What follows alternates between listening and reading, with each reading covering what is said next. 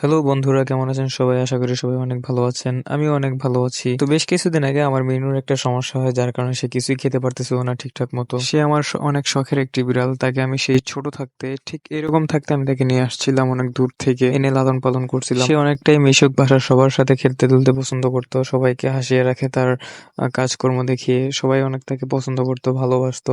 আমাদের সাথে খেতে বসে, আমাদের সাথেই দুষ্টামি করে, সবসময় আমাদের সাথেই থাকে। তো তার এমন হঠাৎ অসুস্থতায় আমাদের সবারই মনটা কম বেশি খারাপ হয়ে যায়। আর আমারও তো অবস্থা মোটামুটি ভালোই খারাপ হয়ে গেছিল, কারণ সে খাইতে পারতেছে না, আমিও মোটামুটি তেমন একটা খাওয়া দাওয়া করতে পারতেছিলাম। আর তাকে হাতে করে এমনিতে কোথাও নেওয়া যায় না, কারণ সে কখনো বাসার বাইরে বের হয় নাই। তাই ভেবে না পেয়ে খাঁচায় বন্দি করে তাকে নিতে হয়েছে। অনেকটা ডাকাডাকি করতেছিল, যদিও তার গলার আওয়াজ ঠিকঠাক মতো ছিল না, তারপর অনেক আওয়াজ করতেছিল। এদিক দিয়ে আজিজুল ভাই আমাকে জিজ্ঞাসা করতেছে অনেক কিছু। দেখলাম গাড়িতে বসার পরও সে অনেকটা চিন্তায় ছিল যে তাকে কোথায় নিয়ে যাইতেছি, নাকি ফালাই দিয়ে চাইতেছি, এরকম একটা অবস্থায় ছিল। যাই হোক, আপনারা সবাই জানেন যে আমি কোথাও গেলে আজিজুল ভাইকে সাথে নিয়ে যাই, কারণ উনি আমার সাথেই থাকে বেশিরভাগ সময়, আমরা একসাথে সময় কাটাই। তারপর এভাবে চলতে চলতে আমরা চলে আসলাম ভেটের কাছে। ভেটের ম্যামকে দেখলাম যে আমার বিড়ালকে জ্বর মাপতেছে।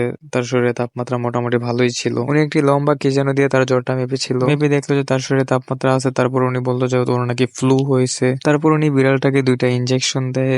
দুই দুই দিকে দুইটা ইনজেকশন দিয়ে দেয়। ইনজেকশন দেওয়ার পর কিছু ওষুধ পানিও লিখে দেয়। তারপর এগুলো আমরা নিয়ে চলে যাই। এর আগেও আমি অনেক বিড়াল লালন পালন করেছি। আপনারা যদি ছবিগুলোর দিকে লক্ষ্য করেন তাহলে দেখতে পারবেন যে আমি অনেকটাই বিড়াল প্রেমী। গত বছর প্রথম রমজানে আমার লাল বিড়ালটা মারা যায়। সেখান থেকে ভয় পেয়ে তাকে ডাক্তারের কাছে নিয়ে যায়। তো এই ছিল আজকের ভিডিও। ভিডিও ভালো লাগলে লাইক, কমেন্ট, শেয়ার করতে একদমই ভুলবেন না। দেখা হবে আবার নতুন কোনো ভিডিওতে। সে পর্যন্ত সবাই ভালো থাকুন, সুস্থ থাকুন।